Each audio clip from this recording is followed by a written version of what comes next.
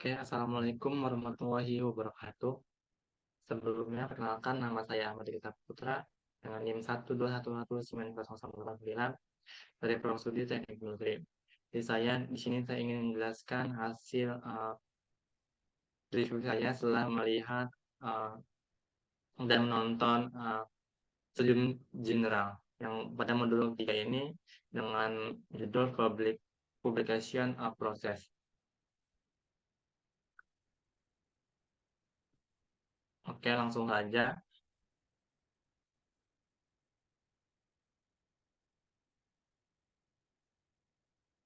Nah, pada publication proses ini terdapat subbab yaitu Foundation of Publishing. Yang pertama ada 10 research to get and use. Nah, apa sih itu ORCID itu? Nah, ORCID ini adalah sebuah organisasi nirlaba terbuka yang dijalankan oleh dan untuk komunitas peneliti. Nah, dalam visi ORCID ini adalah dunia di mana semua berpartisipasi dalam penelitian beasiswa dan inovasi diidentifikasikan secara unik dan terhubung dengan kontribusi dan analitikasi mereka di lintas waktu, disiplin ilmu, dan perbatasan. Nah, penggunaan ORCID ini meliputi 40 metode plus penelitian akademik, pemerintah, komersial, pengaturan lainnya, 730 plus organisasi anggota di semua sektor, asosiasi, penyandang dana, perpustakaan, penerbit, institusi penelitian dan sistem vendor. Terus yang ketiga ada 500 lebih sistem dan platform aplikasi hibah, pengirim manuskrip, profil penelitian, repositor, manajemen informasi penelitian dan banyak lainnya. Nah, alasan penggunaan ORCID ini yaitu sebagai koneksi yang andal dengan karya, penghargaan, afiliasi Anda menggunakan ID Anda saat di mana atau diperlukan dalam masuk ke data ORCID. Yang kedua itu ada meringankan identitas yang salah, versi berbeda dari nama Anda dan dan menggunakan ID ORCID yang ORCID Anda sendiri, memastikan bahwa Anda diidentifikasi secara dengan benar. Anda memiliki net mengontrol catatan ORCID Anda. Kontrol penelitian adalah prinsip inti ORCID dan pengaturan visibilitas untuk berbagai informasi. Nah, sistem yang Anda gunakan, yaitu yang pertama ada semua sistem pengiriman naskah utama, manajer editorial, FVC, OJS, Scholar One. Yang kedua sistem CRIS, CRIS utama, yaitu Paris elemen fakultas 180 RMA. Yang ketiga sistem penyandang dana, proposal center, research list, seats, and INCV. Yang selanjutnya ada yang B itu ada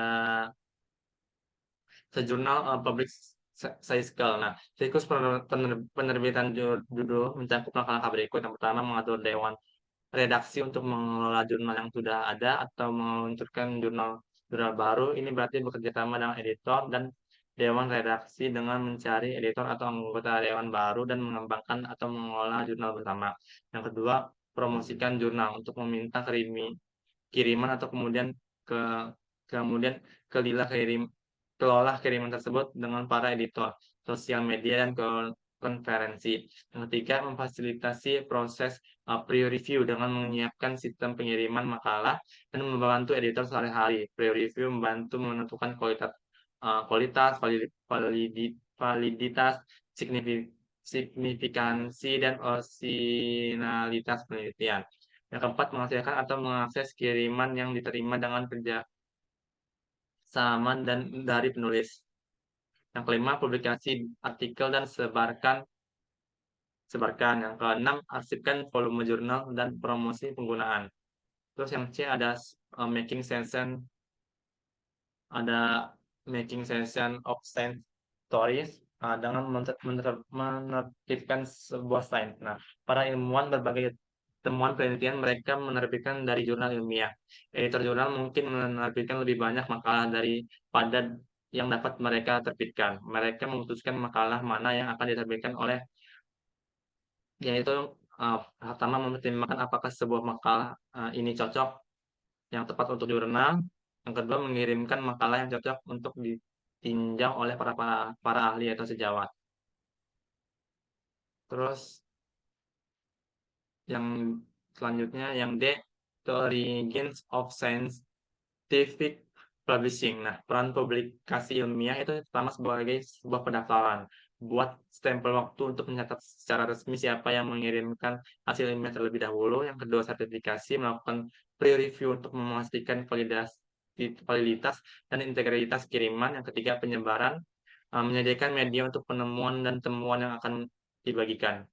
Selanjutnya itu yang E itu gender bias in academy publishing. Nah, tidak boleh ada perbedaan gender. Semua membutuhkan pendidikan untuk pekerjaan, gaji, dan tunjangan.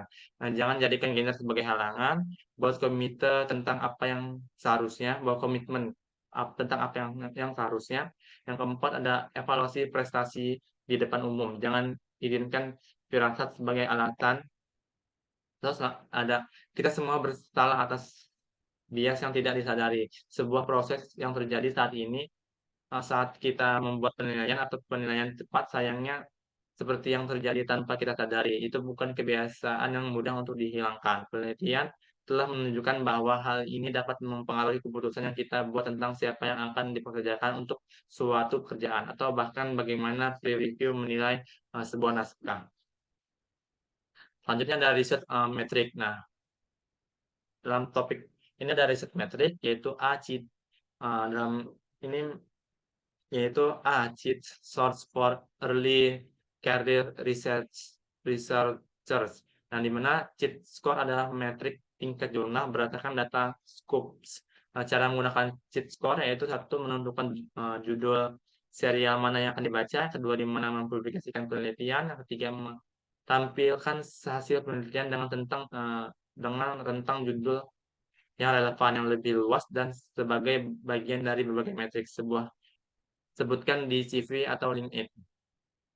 Yang B selanjutnya yaitu B, Introduction to Journal Impact Factor and H-Index. Nah, faktor dampak atau faktor dampak jurnal adalah ukuran berapa kali makalah rata-rata dalam jurnal dikutip selama setahun.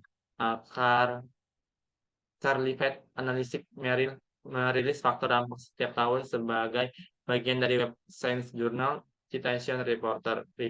Nah, faktor dampak digunakan untuk mengukur pentingnya jurnal dengan menghitung berapa kali artikel yang dipilih dikutip dalam setahun tertentu. Nah, semakin tinggi jumlah citasi atau artikel yang berasal dari jurnal tertentu atau impact faktor, maka semakin tinggi sebuah peringkatnya.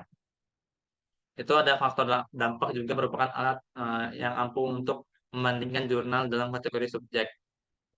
Indeks dapat dihitung secara manual atau dengan menggunakan database yang mengindeks artikel. Untuk menghitung indeks H secara manual, susun artikel penulis berdasarkan kutipan dalam urutan menurun dan bandingkan jurnal artikel dengan kutipan hingga jumlah kutipan sama dengan atau lebih besar dari jumlah artikel. Angka ini mewakili indeks H penulis.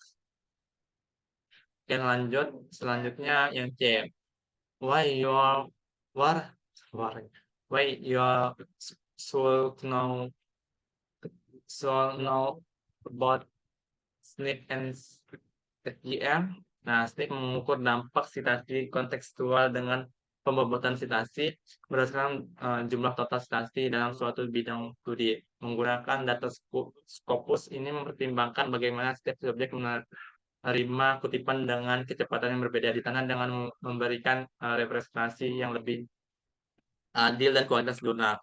Sedangkan SJR memperhitungkan prestise jurnal yang mengutip. Kutipan diberikan bobot untuk mencerminkan apakah mereka berhasil dari jurnal dengan SRJ tinggi atau rendah. Setiap citasi yang diterima oleh jurnal diberikan bobot berdasarkan SRJ jurnal yang mengutip. Citasi dari jurnal dengan nilai SRJ tinggi bernilai lebih tinggi dari citasi dari jurnal dengan nilai SRJ rendah. Oke, yang selanjutnya yang D itu Introduction to Plum X. Nah, metrik dalam Plum X ini itu yang pertama penggunaan. Penggunaan ini adalah cara untuk memberikan sinyal jika ada yang membaca artikel atau uh, menggunakan penelitian guna kami penelitian statistik nomor satu yang ingin tahu setelah kutipan. Nah, yang kedua tuh penangkapan. Untuk penangkapan ini itu menunjukkan bahwa seseorang ingin kembali bekerja. Tangkapan dapat menjadi indikator utama kutipan di masa depan. Nah, selanjutnya ada sebutan. Nah, sebutan ini adalah sebuah pengumpulan kegiatan seperti artikel, berita, atau postingan blog tentang sebuah penelitian. Sebutan adalah cara untuk mengatakan bahwa orang benar-benar terlibat dengan penelitian. Nah, selanjutnya ada media sosial. Media sosial ini sendiri yaitu dikategorikan mencakup tweet, Facebook yang merujuk pada penelitian. Media sosial dapat membantu mengukur buzz dan perhatian. Media sosial juga dapat menjadi ukuran yang baik tentang seberapa baik penelitian tertentu telah dipromosikan. Yang selanjutnya itu yaitu kutipan. Kutipan ini adalah kategori yang berisi indeks kutipan tradisional seperti Scopus serta kutipan yang membantu menunjukkan dampak sosial seperti kutipan capical dan paten atau kebijakan. Oke, selanjutnya itu ada yang White White Journal Acceptance Rates Relate-ment. Nah, tingkat penerimaan jurnal menunjukkan probabilitas penerimaan naskah yang dikirim berdasarkan tingkat keberhasilan histori pada jurnal yang sama membandingkan tingkat penerima dengan atribut lain. Ukuran jurnal, publikasi per tahun, usia jurnal bertahun-tahun sejak jurnal itu diluncurkan, dampak kutipan jurnal lapangan, fokus jurnal, terutama artikel atau ulasan. Yang F yaitu responsible as of research metric. Open Sense menjelaskan cara kerja yang membuat penelitian lebih inklusif, lebih kolaboratif, dan lebih transparan. Open metric terdiri dari indikator yang menginformasikan pengambilan keputusan dalam penelitian, seperti keputusan untuk mempromosikan penelitian dan untuk mengevaluasi sebuah dampak pendanaan. Selanjutnya ada finding the right to journal. Yang pertama itu ada using the most relevant metric to help you post the right your journal. Nah, kriteria pemilihan scope yang transparan untuk konten serial itu semua judul harus memenuhi semua kriteria minimum agar dapat mempertimbangkan untuk tinjauan scope. Nah, itu pertama peer review, yang kedua abstrak bahasa Inggris, yang tiga publikasi reguler, yang keempat referensi aksara Romawi, yang terakhir pernyataan etika. Nah, judul yang memenuhi syarat ditinjau oleh Dewan Seleksi dan penasehat konten sesuai dengan kombinasi kriteria seleksi kuantitatif dan kualitatif. Kebijakan jurnal, kualitas konteks, kualitas dan kesesuaian dengan tujuan, ruang lingkup yang dinyatakan. Jurnal berdiri dikutip artikel jurnal di Scopus dan kedudukan editor. Terus selanjutnya ada keteraturan, tidak ada penundaan dalam jadwal publikasi. Oke, selanjutnya yang B itu how to easily spot reliable journals. Hal-hal yang memenuhi jurnal yang baik yaitu pertama terpercaya dan dihormati oleh masyarakat yang dilayaninya. Yang kedua terorganisir dan dijalani dengan standar editorial dan review yang tinggi. Yang tiga penekanan pada kualitas dan kelayakan konten. Yang keempat transparansi proses untuk penulis dan pembaca. Yang kelima bukti utilitas untuk komunitasnya membaca kutipan. Yang keenam penerbit terpercaya dan disegani berpegang teguh pada etika publikasi. Dan terakhir biasanya diperiksa oleh salah satu atau kedua WOS atau Scopus. Cara memilih jurnal yang terpercaya yang pertama kualitas terjamin dan sesuai dengan pekerjaan yang Anda, reputasi dari mulut ke mulut, dan sarana dari rekan kerja atau getok tular dari mulut ke mulut gitu ya. Yang ketiga pencarian internet termasuk situs utama. Yang keempat melihat situs web. Yang kelima hierarki jurnal misalnya berdasarkan faktor-faktor metrik lain di setiap bidang studi. Dan yang terakhir hierarki kualitas artikel yang dikirim realistis dalam aspirasi Anda. Oke, selanjutnya yang C itu uh, using how to match your abstract to the right journal untuk membantu penelitian, yaitu ada banyak penerbit berbeda menaruhkan pencocokan untuk manuskrip untuk membantu menemukan jurnal yang cocok untuk dikirim. Alas yang tersedia saat ini bervariasi dalam kemampuan dan jenis hasil yang akan dilihat serta jenis fitur penggunaan yang ditawarkan. Penting untuk diingat, selalu baca IMs dan Scoop sebelum mengirimkan untuk memeriksa kembali penelitian apakah sesuai dengan apa yang dicari oleh tim editor jurnal. Lalu dibaca panduan jurnal untuk penulisan untuk mengetahui bagaimana harus menyusun dan menulis artikel sesuai dengan persyaratan jurnal. Selanjutnya ada ethics. Nah, yang pertama itu plagiarism. Detection, making and dealing with gray zones across academic fields. Nah, plagiarisme adalah menyalin teks dari penulis lain dan menggunakan seolah-olah ini milik mereka sendiri. Plagiarisme sering dianggap sebagai bentuk plagiarisme ilmiah klasik, namun kadang sulit untuk menarik garis yang jelas antara penyalin yang disengaja dan kurang referensi yang tidak disengaja saat menggunakan edat dan atau kata-kata orang lain. Hal-hal yang termasuk plagiarisme itu yang pertama frase terlalu dekat, kata-kata yang masih mirip. Yang kedua menggunakan statistik dari karya orang lain tanpa menyebutkan sumbernya. Yang tiga menggunakan gambar, foto, peta atau alat ilustrasi lain tanpa menyebutkan sumbernya. Yang keempat, menyalin makalah atau tugas orang lain. Yang kelima, mengunduh materi dan dari internet tanpa kutipan yang benar. Yang terakhir yaitu mengarang citasi atau fakta penting lainnya dan mengutip sumber palsu. Selanjutnya itu ada yang selanjutnya itu ada detecting image manipulation, routines tool limitation. Nah, kemajuan teknologi telah menemukan kontrol gambar ilmiah di tangan para peneliti dan penulis. Menurut sebagian besar pedoman jurnal, gambar yang dikirim dalam naskah untuk ditinjau harus diproses. Namun dengan pengetahuan yang terbatas tentang subjek tersebut, sulit untuk menilai apakah manipulasi gambar menyusun atau menonjolkan teman seseorang. Ditambah dengan tekanan penerbit, penelitian tergoda untuk mengubah gambar agar sesuai dengan temuan yang mungkin tidak sepenuhnya valid. Dalam hal ini ada lebih dari sekedar reputasi yang dipertaruhkan di dunia ilmiah, terutama jika manipulasi tidak diperhatikan. Aplikasi pendeteksi gambar visual inspection, reverse image search, and teenage. Oke, selanjutnya itu plagiarism. Plagiarisme tidak hanya berdampak negatif pada karir, tetapi juga mudah diidentifikasi. Jadi penting bagi peneliti cari awal untuk memahami di mana letak batasannya. Komponen penelitian yang dapat dijiplak antara lain kata-kata, ide, temuan, tulisan, representasi, grafis, program komputer, diagram, grafik, ilustrasi, informasi, bahan cetak, bahan elektronik, dan karya orisinil lainnya.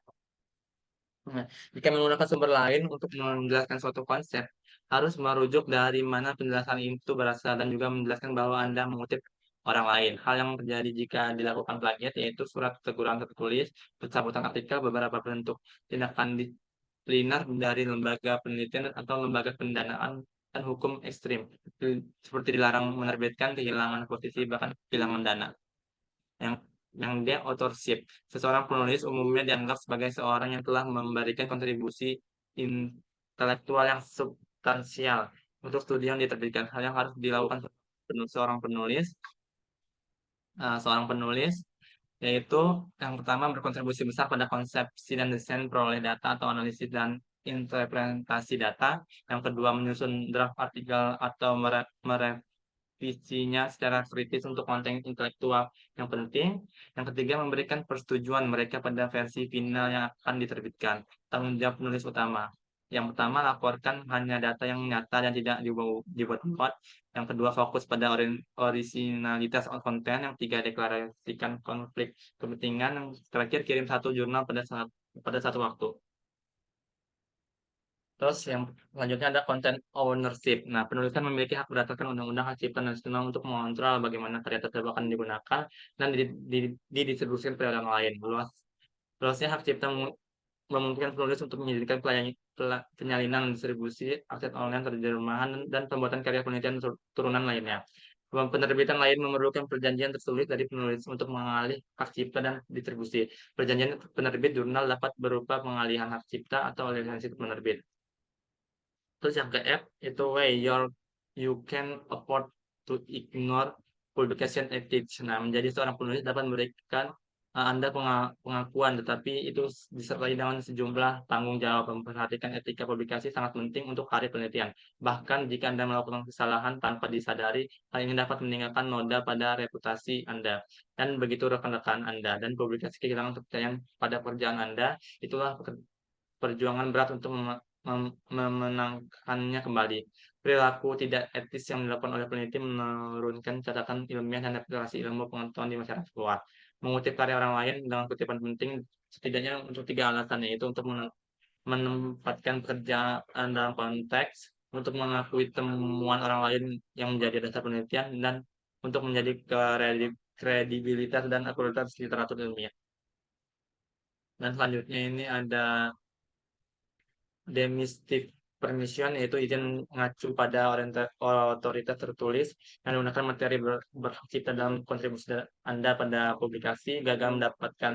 Izin Gagal mendapatkan izin dan mengeluarkan materi berhak cipta tanpa izin dari pemegang hak cipta dianggap tidak etis. Dalam perizinan terdapat istilah fair use. Fair use adalah pembelian terhadap klaim pelanggan hak cipta biasanya dilakukan untuk tujuan pendidikan atau penelitian. Bagaimana cara mendapatkan izin? Yaitu pertama tentunya siapa yang memiliki hak atas materi yang ingin dipinjam. Yang kedua, hubungi kontak penerbit untuk menentukan hal yang perlu diminta. Yang ketiga, hubungi dengan pemegang hak untuk meminta izin, dapat mencoba mencari pusat izin hak cipta. Yang terus ada open science, yang A itu fundamental of open access. Open science menjelaskan cara kerja yang membuat penelitian lebih inklusif, lebih kolaborasi, dan lebih transparan. Ada dua model utama publikasi, yaitu Golden Open Access dan Subscription. Di bawah Golden Open Access, versi final dari artikel jurnal dibuat tersedia secara bebas untuk diakses, digunakan, dan dipublikasikan. Artikel Golden Open Access dapat diterbitkan baik di jurnal akses terbuka penuh atau di jurnal hybrid. Di bawah model script, dan biaya publikasi ditanggung oleh pembaca. Biaya penerbitan artikel tersebar di ribuan pelanggan inti total dan individu yang membayar untuk menerima akses. Terus alasan membuka akses yaitu pertama untuk science, yang kedua untuk sebuah penelitian. Yang B itu cost of publishing open access, how and why. Biaya penerbitan artikel adalah biaya yang harus Anda lembaga atau penyandang dana bayarkan untuk menerbitkan Gold Open Access. Nah, jenis penerbitan jurnal ini yaitu ada jurnal hibrida dan jurnal Gold Open Access. Bagaimana caranya? Pengenalan opsi penerbitan di manajer editorial. Formulir dikirim ke penulis setelah artikel telah dipindah ke produksi. Jika memesan akses terbuka, setelah artikel diterbitkan, artikel tersebut akan segera dan secara permanen gratis untuk dibaca dan semua orang. Yang C itu how to leverage open hardware to improve your research. Perangkat lunak dilisensikan secara bebas untuk memberikan menggunakannya, menyalin, mempelajari, mengubah, dan meningkatkan desain melalui ketersediaan kode sumber. Yang D, publishing open access, transformasi yang cepat dari lingkungan penerbit dan meningkatkan permintaan untuk penerbit. Akses terbuka menyoroti peluang yang dibawa oleh metamorfosis ini ke akademisi dan komunitas penelitian. Namun, dalam pernyataan tentang memilih jurnal open access yang sesuai, hak penulis open access dan model penerbit open access yang berbeda menjadi lebih menonjol. Memiliki informasi yang akurat sangat penting untuk memenuhi perjalanan artikel Anda. Terus selanjutnya publishing in premium journal. Nah, terus publishing in the chemical science, ilmu kimia, menerbitkan semua penelitian asli dalam satu format. Artikel Edge, editor ilmu kimia memahami batas-batasan 2 atau 3 halaman tradisional untuk penyebaran penelitian baru tidak cocok untuk semua subbab bidang kimia. Artikel Edge sama sekali tidak memiliki batasan halaman. Meskipun kami mengantisipasi bahwa sebagian besar akan berbeda di antara 4 dan 10 halaman. Lanjutnya ada the fundamental of peer review for the chemical science. Nah, peer review adalah pemilihan oleh sesama ilmuwan terhadap sebuah artikel yang diajukan untuk publikasi dalam hal kebenaran ilmiah, argumen, penelitian yang dilakukan, relevansi dan kelengkapan literatur yang dikutip. Proses dikendalikan oleh editor. Peer review memiliki dua fungsi utama, yaitu bertindak sebagai filter dan meningkatkan kualitas penelitian. review keputusan resensi itu tuh yang pertama ada review minor, review sedang, dan review utama. The nuts bulk of peer review discussion by biomaterial editorial. Inti sari dari peer review yaitu peer review yang baik seperti memberikan tips yang dapat ditindaklanjuti kepada penulis. Dan terus yang kedua ada dampak. Nah, dampak ini yaitu sebuah kebaruan, penemuan data dan narasi yang berkualitas tinggi. Yang ketiga dampak terhadap mekanisme. Nah, yaitu deskripsi atau analitis. Yang keempat, yang terakhir yaitu klaim diduga oleh hasil yang disajikan atau bukti yang cukup. Oke, sekian dari penjelasan saya mengenai uh, review saya tentang apa yang sudah saya tonton. Sekian dari saya ucapkan terima kasih, Pak.